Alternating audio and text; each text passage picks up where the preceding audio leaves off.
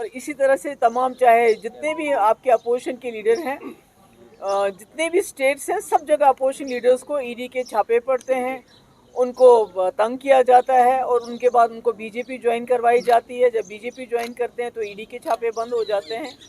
तो ये witch hunt नहीं है तो और क्या है। देखिए, जो हिंदुस्तान है ये पूरी दुनिया में माना जाता था भाईचारे के लिए, सेक्युलरिज्म के लिए, डेमोक्रेसी के लिए, मगर बीजेपी ने सबका बेड़ा गर्क कर दिया है। जिस तरह से वो 20-25 करोड़ लोगों को, माइनॉरिटीज़ को एलिनेट कर रही है, ना उनका कोई वकार नहीं है, उनकी कोई इज्जत नहीं है, उनके कपड़ों पे सवाल उठाए जाते हैं, उनके खाने पीने पे सवाल उठाए जाते हैं, और अगर वो आवाज़ उठाते हैं तो उनको गोली मार दी जाती है, उनको लिंच किया जाता है, और उसमें सरकार का पूरा हाथ होता है। तो मुझे लगता है कि जो ये मुल्क गांधी और नेहरू ने बनाया था उसका बिल्कुल उलट कर रही है बीजेपी, और इसके अनफॉर्चुनेटली बहुत ख़तरनाक नताइज हो सकते हैं आने वाले वक्त में, क्योंकि 20-25 करोड़ लोगों को आप बेदखल नहीं कर सकते, आप उनका वजूद नहीं मिटा सकते। तो ये जो बच्ची है जिसके घर पे बुलडोज़र चला, जिसके पहले वालिद को गिरफ़्तार किया, फिर उसकी माँ और बहन को पकड़ के ले गए, फिर उसको और उसकी भाभी को कहा आप भी जेल में चलो, आपको भी कुछ काम है, वो नहीं गई। तो ये एक बदले की सियासत है जिसमें कोई इनके पास कोई कानून का नामो निशान नहीं है, और अनफॉर्चुनेटली बदकिस्मती से जो जुडिशरी है वो खामोश तमाशाई बन के देख रही है। इनका काम तो था इस वक्त, क्योंकि अपोजिशन बात करती है तो उनके पीछे ईडी जाता है, उनको जेल में भरते हैं, मगर जुडिशरी जिसको बात करनी चाहिए थी वो सामने नहीं आ रहे हैं, वो खामोश तमाशाई बन के बैठे हुए हैं। मीडिया तो सारा गोदी मीडिया इनकी गोद में बैठा हुआ है, वो तो वही चलाते हैं जो इनको चलाने के लिए कहते हैं।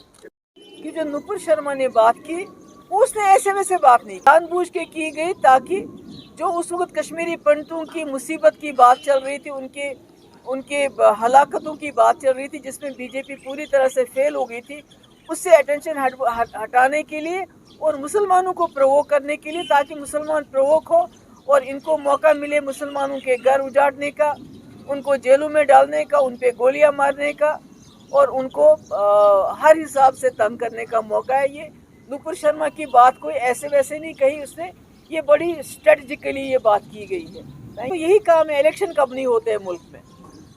यहाँ तो साल के साल इलेक्शन चलते रहते हैं, कभी किसी स्टेट में कभी स्टेट में। ये तो खाली कांग्रेस की बात नहीं है, आप ममता बनर्जी जैसे जो पूरे मुल्क में अंदर वो आती है among the 3 honest chief ministers, उसका भी केस है, कोई चिट फंड का कोई केस है। आपका वहाँ का केरला का चीफ मिनिस्टर है जो सबसे ज़्यादा गरीब है अकाउंट्स में, उसके खिलाफ केस है। तो ये इन्होंने छोड़ा किसको है? कांग्रेस को तो करेंगे, क्योंकि at the end of the day it is the Congress who will have to take bull by the horns, और इनको चैलेंज करना पड़ेगा।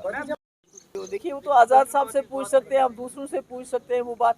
ये बहुत अफसोस की बात है कि जो हमारी अपोजिशन पार्टीज़ हैं या अपोजिशन लीडर हैं वो खामोश है, वो बात नहीं कर रहे हैं, मगर उनको डराया जाता है, उनको धमकाया जाता है। जैसे अभी आप ईडी की बात कीजिए, आप दूसरे इंस्टीट्यूशंस की बात, एजेंसीज की बात कीजिए, मगर जुडिशरी खामोश क्यों है?